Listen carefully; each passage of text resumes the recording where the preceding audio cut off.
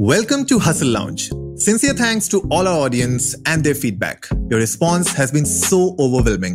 We hope that you're enjoying our episodes and you're gaining a lot of knowledge out of the discussions that we are having with all the hustlers on the show. In this episode of the Hustle Lounge, we are interacting with Aishwary Gupta. He is a chartered accountant and an alumni of the Indian Institute of Management, Kolkata. Aishwary is a digital asset researcher and his prior engagements include working with American Express, PwC, and likewise. Garima, he has a very interesting team motto. His mission with his team is to make blockchain and cryptocurrency simple for everyone to understand and onboard them on this technology. Right, so very interesting, and he has also received the Best Educator Under 30 award for this and his work on the blockchain field. So Garima, tell our audience what's the hustle that we are talking about today. Thanks, Anurag, for the lovely introduction, and welcome, Aishwarya. The hustle that we're talking about today is time management. It just seems very, very simple, but it's surely something that a lot of entrepreneurs struggle with. And coming from someone so young, I think this will be very, very interesting to know what is Aishwarya doing about it. So to begin with, Aishwarya, in terms of time management and compartmentalization, I'm sure there are so many blogs, so many people writing about it. And, entrepreneurs often get criticized, that, oh, you're trying to do too many things. You may lose focus on your core product. Aren't you passionate enough about it? I'm sure you've heard all of that. How do you see this as lack of focus on a core product, or do you see this as a benefit? So thank you for inviting me to the show. So basically, there are two things that you've asked for. So let's break it down into two things. The first thing is basically you're asking how do you prioritize or how do you do your work or how you manage it. It's pretty simple for me. There are two things that I usually do. One is I still have a very good love for pen and paper. All the tasks that I have to do, all the things that I have to do, all I do is basically every time I get something like I have to do this, I have to do that, I pen it down. After penning it down, the second thing that I do is when I wake up in the morning, so I usually wake up like at 5:30. And when I wake up at 5:30 is the first thing, or you can say the second thing that I would always do is like sit for 10 to 15 minutes or 20 minutes and just close my eyes. Not yoga, not meditation or something like that. I don't do all those things. But what I'll do is basically sit there for 10, 20 minutes, just see what exactly are the things that I have to deliver. And after seeing what I have to deliver, what I'll do is I'll just in my mind, I'll try to compartmentalize my day. Instead of compartmentalizing other things, I'll just compartmentalize my day. And with there, what I'll do is simply I'll see, okay, these are the tasks which even if I'm not there, can be done by someone else. If that is true, what I'll do is I'll try to give it out to my team. I'll tell them, go out and do this work. If you have any problem, connect back to me. Otherwise, let's give it to you and do it. So that's the first thing that I'll do. The second thing is those things which are there for me, which I have to necessarily do it. So again, I would not go out and I would not stretch myself to the extent like if I have 10 tasks to do, I'll try to do all those 10 tasks together in one go. What I'll do is I'll basically prioritize my top 3 or top 4 tasks that I have to do. And then I'll figure out during the day at what time exactly I'll go out and I'll do that. So maybe in the morning I have one task, in the afternoon I have another one, in the evening I have another one. So that way, this is how I try to prioritize my work, and this is how I go out and do my work, and that has been working pretty well. I mean, I never lose sight of anything which I have to deliver on time and everything. So that's something which is working. Nothing else that I do. The second question that you've asked is basically how do I go out, and when you look at entrepreneurs, a lot of people tend to do a lot of things. That's true. As an entrepreneur, what you have to do is basically you have to do a lot of things because you are basically running the whole show. You're trying to do that basically. So yeah, understood. But what happens is slowly and steadily, the way to go about is there are two things. One is how much you are going out and putting those tasks and giving it out to other people. And the second is how you are embracing changes. So a lot of people feel that if I've started with one product, what I should also do is I should stick to this product and I should continue till the end. Well, that is something, maybe that's good for some people, but for most of the people, this is not good. Why? Because right now, maybe whenever you're starting your entrepreneurial journey, you don't even know whether this product is going to work or not. And just wholeheartedly just devoting everything to that, even when it's not working, because you'll feel that others have this thought process, if I don't do this, they will feel that I've lost focus, or he's just going into too many things. That's something that is something that I don't agree to. I feel that once I've started something, I'll take it to a point where I feel either that is something which has already grown, and then I'll start something else. Otherwise, in the process, when if I realize that this is something that's already there in the market, or that is not going to bring me that value that I anticipated in the start, I'll just put it out, and I'll just leave it. It's as simple as that. That my what my love is for the work that I do, the passion that I have for doing something. The love is not about basically just sticking into something even if it's not working. That's something which is where I draw a fine line, where like basically you go out and you do the work which is there, your aim which is there to make, let's say in my task, make blockchain simple. How do I do it? Not necessarily it should be only a course. It could be research, it could be giving out people some different tasks, testing, mixing, and maybe delivering the product that I want to at the end. So that's how I see Wonderful. it. I mean, two very interesting points there showcased by Aishwarya. One is definitely the prioritization of your work and making sure what needs to be delegated to the team and the tasks that you need to take on head straight. I think that's really important. And the second point that you spoke about, in terms of cutting out the noise. Not thinking about what others would feel about the kind of work that you're doing, and focusing on your passion and making it work. I think really, really two gem of points discussed here. Thank you so much for that, Aishwarya. And moving ahead to, I think, in that same line, when you enter a new segment or you try to do something new, right? The barriers to that new stuff and the barriers to entry sometimes are really high. And so I want to ask you, what went through your mind when you decided that blockchain is something that you are really passionate about, and this is a segment that you would like to enter and grow into? Okay, so honestly, for this, I'll not say blockchain was something in my mind, or whether I knew blockchain is going to be very big or something like that.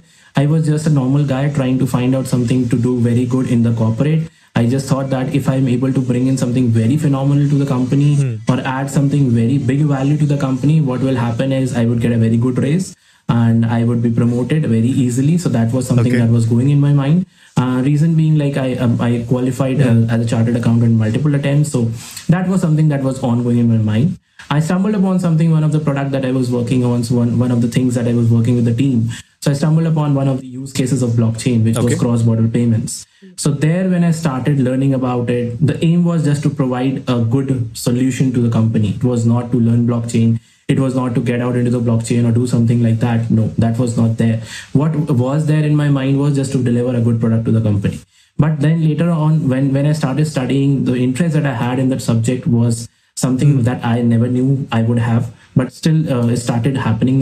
Then the second thing was like, let's go out and let's study more about it. But when you see from a perspective of a non-tech or a person who is completely not that code savvy, there was no course available there.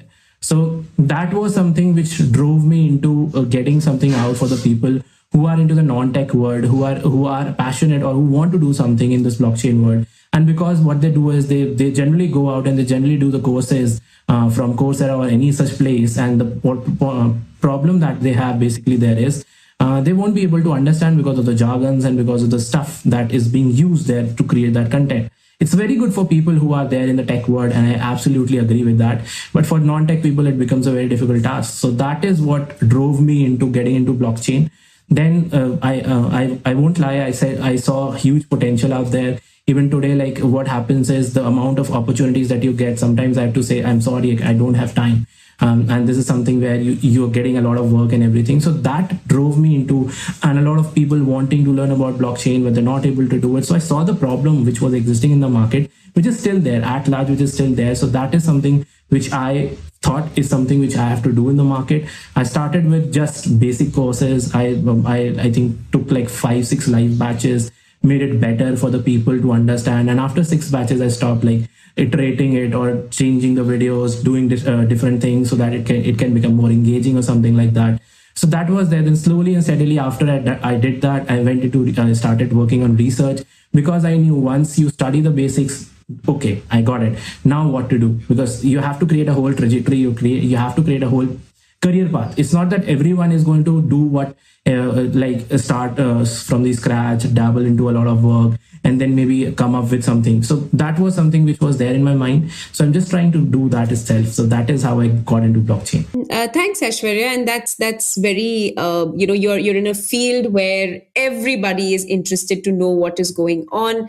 I know we were chatting earlier, and you spoke about being young and teaching the rest of the world, teaching head honchos and corporates. Everybody wants to understand blockchain, and you did go through a bit of struggle, if I may say so, or a hustle, if I may call it, initially. How did you overcome that barrier, and how did you let your knowledge surpass all of these noise that you were facing? I mean, what I'll say here is it was not the small but the biggest hustle for me to make those people believe that, okay, I'm a 27-year-old, I'm a 28-year-old guy, and I have the knowledge that I can help you with, and I can make you understand blockchain. The moment I would go out and would say, let's take a session on blockchain. So the youngsters are very much enthusiastic about it. They would want to come and learn about it. They would want to get into all those things. But the people who are who are at eminent places, like I remember a lot of them started when I started. A few of my even work colleagues were like, they made fun of me, like, Aishwarya, this is not something that you should be doing. You're too young for for the work that you're doing and all those things. And I said the blockchain industry is also young. It's just like 3 years, 4 years down the line, which it has evolved. So I'm not late. I'm very much early, and this is something like the only thing that I did was I just maintained that consistency. So a lot of people would just get disheartened. It was to that height where you get disheartened basically. A lot of people, senior people, I would literally see a lot of my senior professionals talking about blockchain, knowing nothing about it. And on the other hand, I would just be a listener, because the moment I approach these people saying that let me do it, they would like, Aishwarya, you're too young for that. So that was there. That was a fair game. I think maybe most probably because they felt that this is something that they should be handling and everything. But ultimately, the thing is that once you get that knowledge, once you get that, then you get that confidence into you that would not be shaken very easily by anyone and everyone just coming in and saying, Aishwarya, you're too young.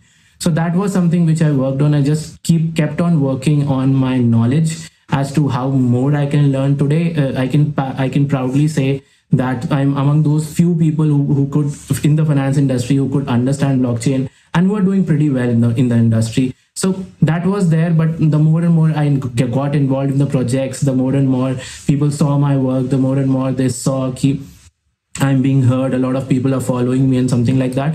Most probably till today, I would say like 80% of that is gone, where those people who used to say, hey, you're just a 27-year-old kid. But now what they see is they see someone who has the knowledge, who's ready to connect one-on-one, tell you what the solutions are. So today when I consult corporates also, sometimes they don't think about this, but yeah, there's still like 20% of them who are still of this thought process. I mean, I can just quote one example, which is like once I was giving like a very senior professional group the knowledge of blockchain, and people would want to ask me questions, but I literally saw 2-3 people just change their names in for the sake of asking questions, because they were like, how can I be someone with a 40 years plus experience asking a 27-year-old guy?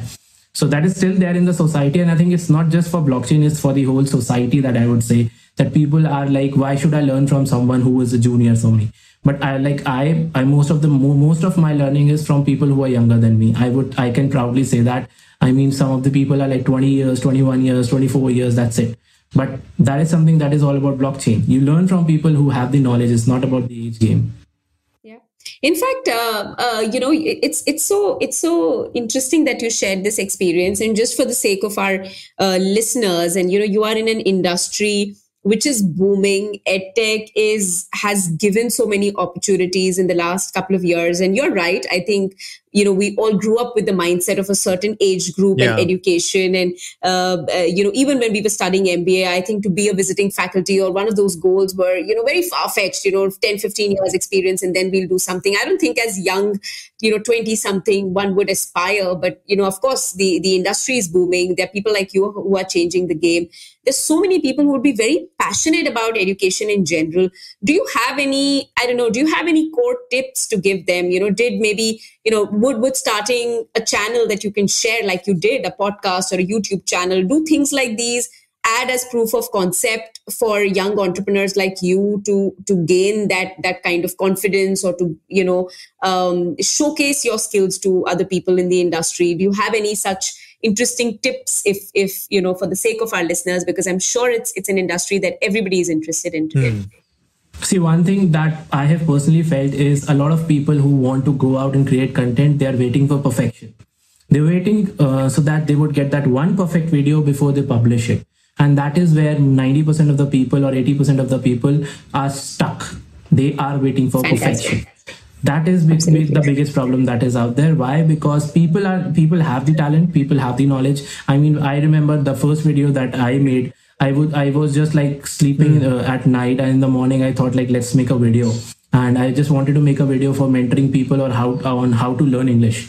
That was my aim. So I just got up, I took a bath. I did not have any apparatus or anything like that. I just held my phone on in your selfie mode, and I was like just recording in front of that. And I don't remember the quality, but I still remember the numbness that I had in my mind. And I think I cannot explain that, but it was like a good amount of fear that was there, how people will judge me or something like that.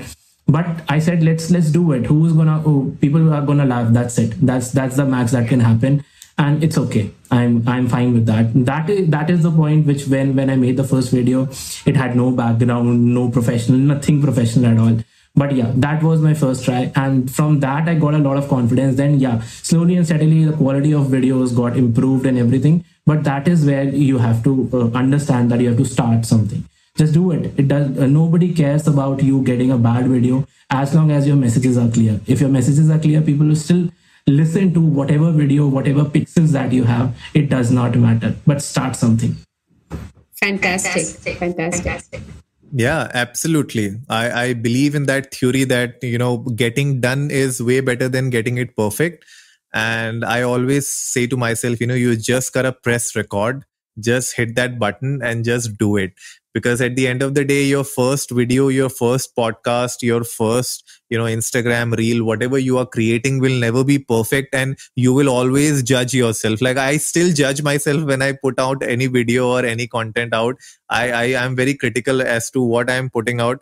But I think even in the early stages, I was like that. I'll re-record unless and until I find that sweet spot where I want to, release something. But now I've gone past that stage, and a lot of the entrepreneurs and young creators are still stuck where they feel that, this is not good enough for the internet. But I think, you have to figure a way around it and just release that content that you have in your mind. So lovely. I think that's a pro tip there, guys. So definitely, if you have anything in your mind, go record it, release it. Tag Aishwarya, tag us, and you tell us that this is what you did, and you did it after listening to this podcast. We would love to reshare whatever you shared on the internet, right? So we would love that. Absolutely. I mean, I would also love it. I would share it on my channels and everything wherever I can. I would love you all to do that. Wonderful. You get free press, you get free marketing points from us. So do that, guys. We would love to see the kind of content you were thinking of in your mind and you have released it after watching this podcast. We would love to see that. Moving ahead, you spoke about how in organizations now people are slowly opening up to blockchain. They're opening up to cryptocurrencies. And you have seen the rise of Polygon-matic. And in fact, EY now has entered the game, and they have now incorporated. They are planning to tap into the Polygon for their better Ethereum solutions, right? For their scalability. Now, even EY is into the game. So you have seen Polygon, the rise of Polygon. You have closely monitored it in the earlier days. What do you think are the next Polygons from the Indian blockchain space? I mean, a lot of projects have started to come into the picture. One of the projects that I basically love is also Unilend, UNILEND, Unilend. It's a platform for decentralized finance. So for example, you want to take out loans against crypto, you want to give out loans, you want to lend your cryptos for a certain amount of interest. So that is something that I personally love as a project. Again, Polygon is also something which you have not missed the bus. I would still say that there is a star here. Basically, I might have by the time we go live or we publish this, I might be directly connected with Polygon.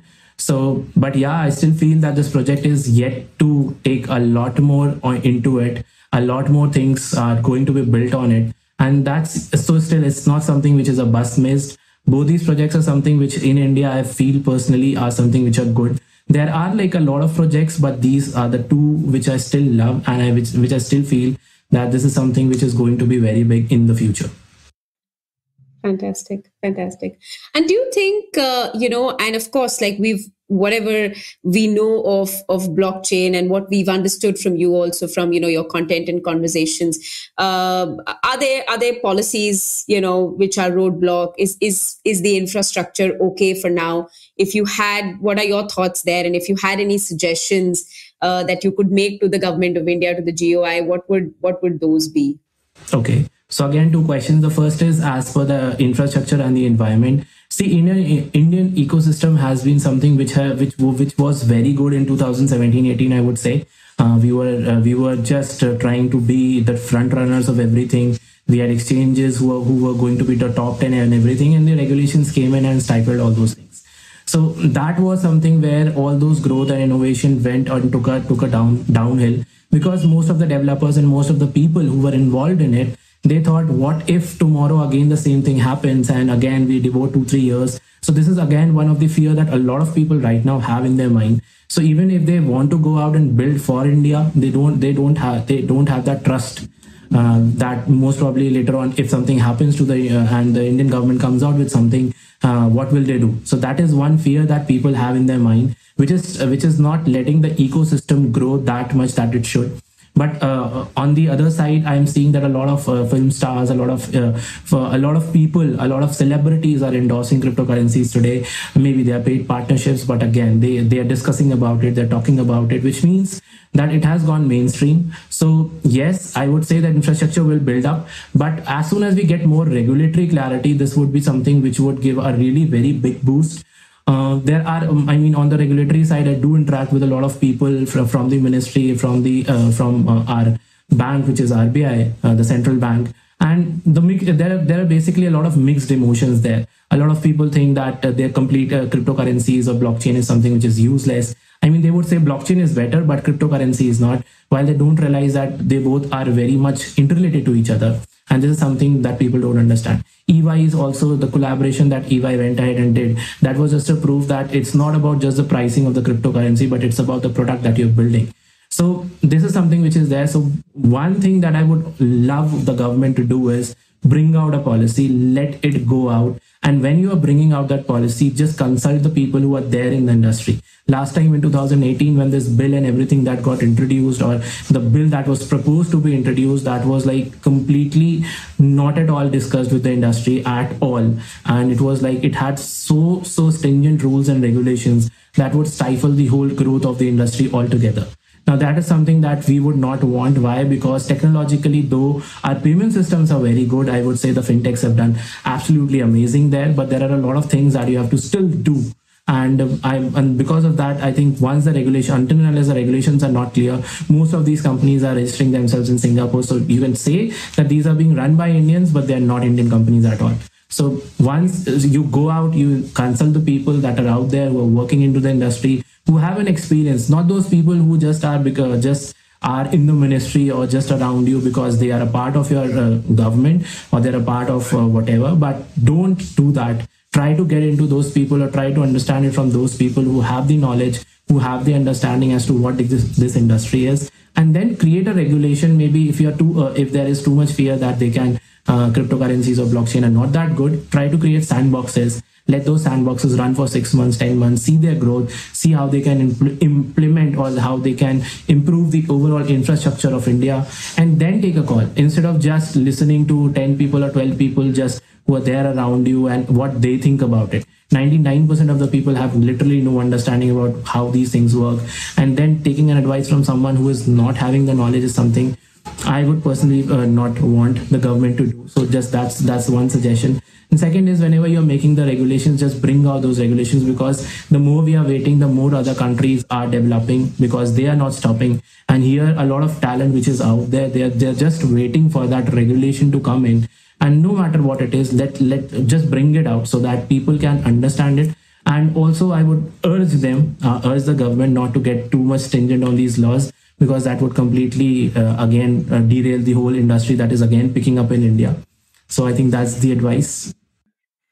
Fantastic. That's really nice. And I see that whether it's posting your first video on Instagram or YouTube or going live with a policy, I think that get out with it and let people digest that is your mantra, which is fantastic. And absolutely agree with you in terms of creating a body of knowledge experts when you're working on these policies, because in general the knowledge about blockchain or cryptocurrency across board is very, very low. But I'm sure for all those listening in, which includes me, we have so much to learn from you, and we'll surely follow you and take all the notes and everything that we can learn on blockchain and crypto. I think you're absolutely the perfect person. So nice to have interacted with you today, Aishwarya. It's been a really nice chat. For sure. And guys, we'll definitely put all the links that you need to go and follow of Aishwarya, his LinkedIn profile, his YouTube channel. We'll put the links in the show notes below. So go and check them out. Go follow him. And if you have any questions regarding blockchain, cryptocurrency, or how much play money you need to have for crypto, go ask him. And he's the guy for you. And yeah, I mean, you can reach out to us as well, and we'll help you get those questions answered. So with that, it has been a lovely chat, Aishwarya, and we would love to have you again on the show in the future to discuss more about cryptocurrency, and if there are any more advancements where you are gonna be our go-to guy. So thank you so much for being on the Hustle Lounge today. We have had a lovely chat. Thank you. Thank you so much for hosting me. It was lovely talking to you all. Thank you. So thank you all for tuning in today. Please do reach out to us at hustlelounge@sociallydesi.com for any suggestions, feedback, and collaborations that you may have in mind. See you next Tuesday, and keep hustling.